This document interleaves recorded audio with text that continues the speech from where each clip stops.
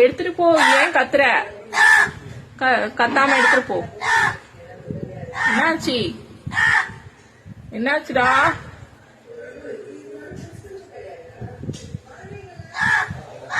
என்னாச்சு?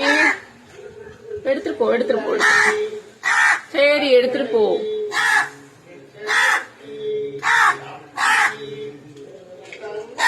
ஆய், அப்பளம் வேண்டாம், இதை எடுத்துட்டு போ.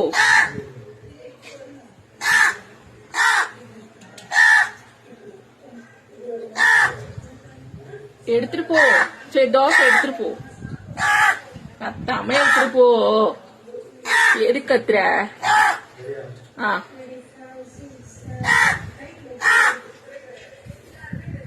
என்னாச்சுன்னே தெரியல. இது ஒரு வாரமா கிச்சன் பக்கம் ஒழுங்கா வரல. என்னன்னா ஒரு ஒரு ஒரு 4 நாளுக்கு முன்னாடி, 4 நாள் இல்ல, ஒரு வாரம், 8 நாள் இருக்கும். போன வாரம் ஒரு காக்கா எங்க பிளாட்ல செத்து கிடந்துச்சு.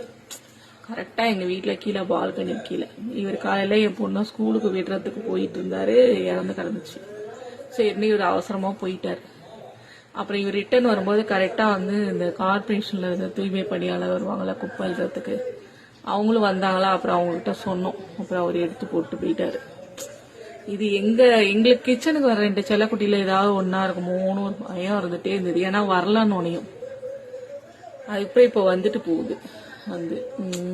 ரொம்ப வர்றது கிடையாது. அந்த வெளியில ஒரு மரம் இருக்கும், அதுலயும் நிறைய காக்கா இருக்கும். இப்ப இல்ல, அது இறந்து அது ஏதோ கரண்ட்ல அடிபட்டு இறந்த மாதிரியே இருந்தது பாக்கிறதுக்கு. எடுத்துட்டு போயிட்டாங்க. அது ஒரு பயமாவே இருந்துட்டு. ஆனா இப்ப நேத்துல இருந்து வந்துட்டு இருக்குங்க ரெகுலரா. சரின்ட்டு. ஏன்னா நாங்க போய் பக்கத்துல நின்னா தைரியமா சாப்பிட்டுச்சிங்கன்னா அது எங்களோட செல்லக்குட்டிங்க. நாங்க கிச்சனுக்கு யாராவது வந்தா பறந்துருச்சிங்கன்னா அது கண்டிப்பா எங்களுக்கு கிச்சனுக்கு வராத பழக்கப்படாத காக்காவா இருக்கும். அதனால இது தைரியமா உட்கார்ந்தோடனே அப்புறம் தான் அவருக்கு எனக்கு கொஞ்சம் நிம்மதியா இருந்தது. இப்பயும் வந்துட்டு போகுது பாருங்க. இது சாப்பாடு பிரியரு. டிஃபன் தோசை வச்சது வேணான்னு போயிடுச்சு. அது இப்ப டிஃபன் பீரியட் கொண்டாந்து எடுத்துட்டு போயிடுச்சு. அது எடுத்துட்டு போயிடுச்சு. இது சாப்பாட்டுக்கு வெயிட் பண்ணி ஆகுது. அப்பளம் சுட்டது இருந்தது, அது வச்சேன். எவ்வளவு ரவுஸ் பண்ணிட்டு போகுது. நேற்று சுட்ட அப்பளம் இருந்தது வச்சேன். தோசை எடுக்காம ஓடுது பாருங்க.